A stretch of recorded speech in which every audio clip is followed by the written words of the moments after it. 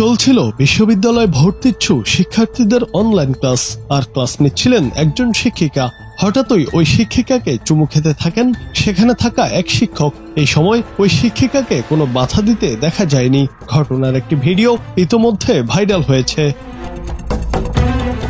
Viral হওয়া ভিডিওটি অন্বেষণ কোচিং সেন্টারের ইউটিউব চ্যানেল থেকে পাওয়া যায়। সেখানে প্রতিষ্ঠানটির এক শিক্ষিকা ও এক শিক্ষককে লাইভ ক্লাস চলাকালে চুম্বনের দৃশ্যে দেখা যায়। পরে ভিডিওটি ছড়িয়ে পড়লে সামাজিক যোগাযোগ মাধ্যমে ব্যাপক সমালোচনার জন্ম দেয়। ভিডিওটিতে তাদের অঙ্গভঙ্গি ও আচরণ শিক্ষার পরিবেশকে প্রশ্নবিদ্ধ করে তুলেছে বলে মনে করছেন অভিভাবক ও শিক্ষার্থীরা। শিক্ষার পরিবেশে অশ্লীলতা ছড়ানোর অভিযোগে থানায় অভিযোগ করেছেন এক অভিভাবক। বুধবার 9 জুলাই রাজধানীর ভাটারা থানায় একটি লিখিত অভিযোগ দাখিল করেন আশরাফ বিজয় নামে এক ব্যক্তি।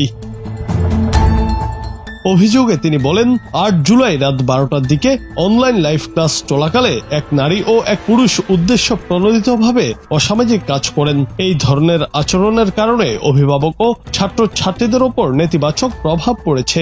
শিক্ষক শিক্ষিকাদের পেশাগত মর্যাদাও এতে ক্ষুণ্ণ হয়েছে।